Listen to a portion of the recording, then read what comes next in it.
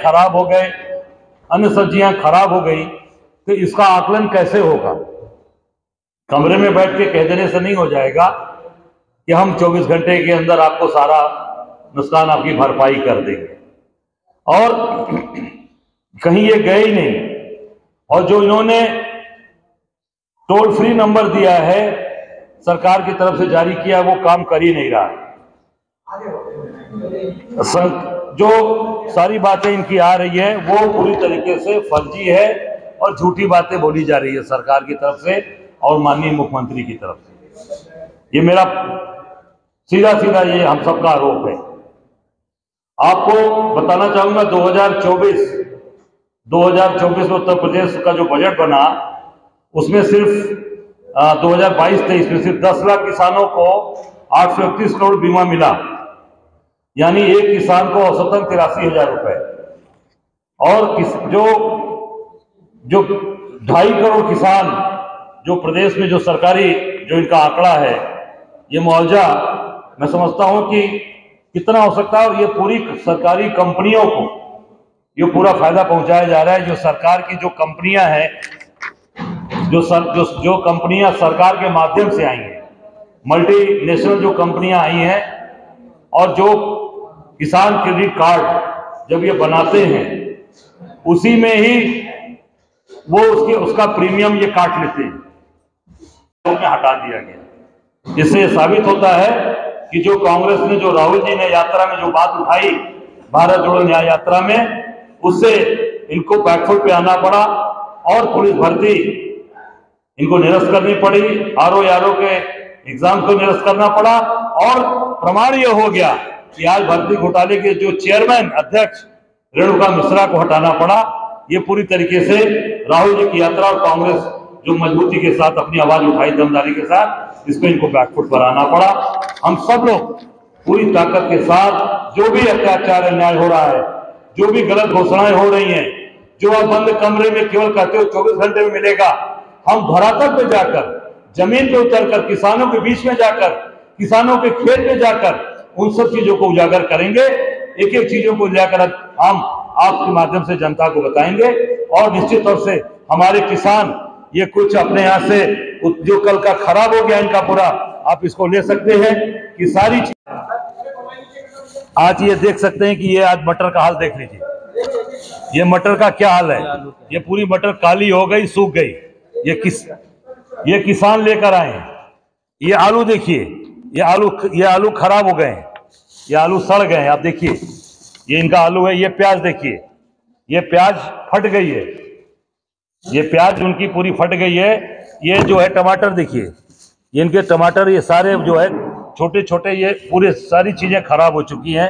मैं समझता हूं किसान पूरी तरीके से प्रभावित है, पूरा किसान रो रहा है।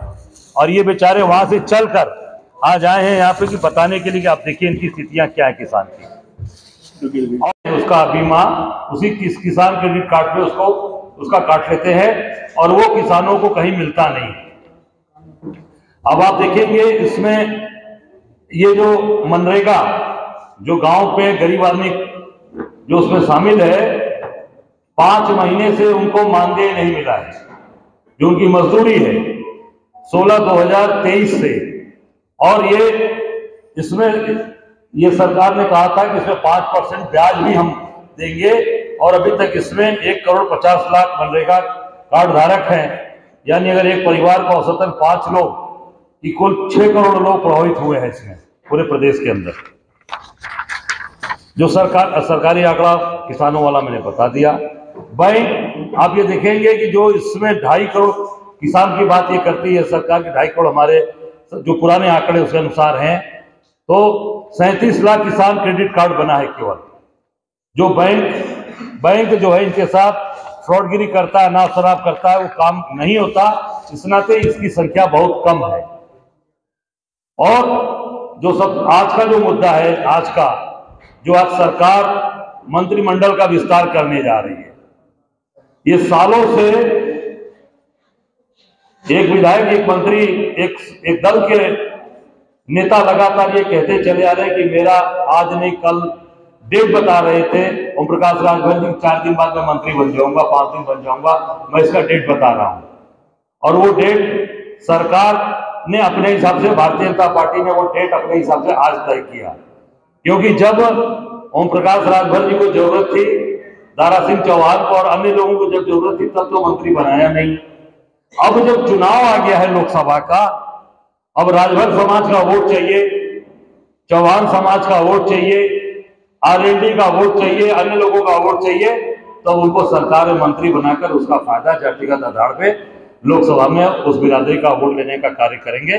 इस नाते आज वो मंत्रिमंडल उनको बनाया जा रहा है। मैं समझता हूं कि केवल मौके का फायदा उठाना, इस पर एक सरकार काम कर रही है और मौका परस्ती दिख रही है सीधे सीधे कि भारतीय जनता पार्टी की मौका परस्ती है, हिंदू राष्ट्र और हिंदुत्व की बात करती है, और उसमें ये सरकार पूरी तरीके से विफल रही है। दूसरा जो सबसे बड़ा और चीजें आ रही हैं कि इनके जो कैंडिडेट घोषित हैं, घोषित कैंडिडेट मैदान छोड़कर भाग रहे हैं, कहते हैं 400 पार 80 की 80 सीट लेकर आएंगे। आप देखिए, कई लोगों ने टिकट लौटा दिया, आसनसोल से शुरू करिए और बाराबंकी तक आ जाइए, दिल्ली तक आ जाइए। एक इनके मंत्री का टिकट कटा, उन्होंने राजनीतिक जीवन से संन्यास ले लिया, जो 5 बार 6 बार एमएलए रहे, 2 या 3 बार एमपी रहे, भारत सरकार में स्वास्थ्य मंत्री रहे, उन्होंने राजनीतिक जीवन से संन्यास ले लिया। इससे लगता है कि भारतीय जनता पार्टी के लोग कितने भगोड़े हैं, कितने भाग जाते हैं, तो लड़ने वाले, संघर्ष करने वाले लोग नहीं है। और महत्वपूर्ण मुद्दा यह आ रहा है कि जिसको सुप्रीम कोर्ट ने इलेक्टोरल बॉन्ड को जो पूरी तरीके से उसको निरस्त कर दिया और उसको कहा कि ये भ्रष्टाचार बढ़ाने वाला कार्य है, इसको निरस्त कर दिया गया। एसबीआई ने जिसमें कहा था कोर्ट ने कि 30 जून तक का समय ये मांग रहे हैं, एसबीआई वाले 30 जून, जो कि सरकार ने कहा, सुप्रीम कोर्ट ने कहा कि 5 आप जो है मार्च तक अपने सारे आप जितने भी रिकॉर्ड्स हैं उसको आप प्रस्तुत करिए, पर इन्होंने जून तक का समय मांगा है, चुनाव के बाद। इसका मतलब कि सरकार उनका नाम डिस्क्लोज नहीं करना चाहती, जिससे मोटे चंदे सरकार ने मोटे पैसे लिए हैं। सरकार चाहती है कि लोकसभा के बाद उसका नाम सामने आवे, जिसमें कि लोकसभा के चुनाव में इनका इस सरकार का छीछा लेदर ना हो पाए।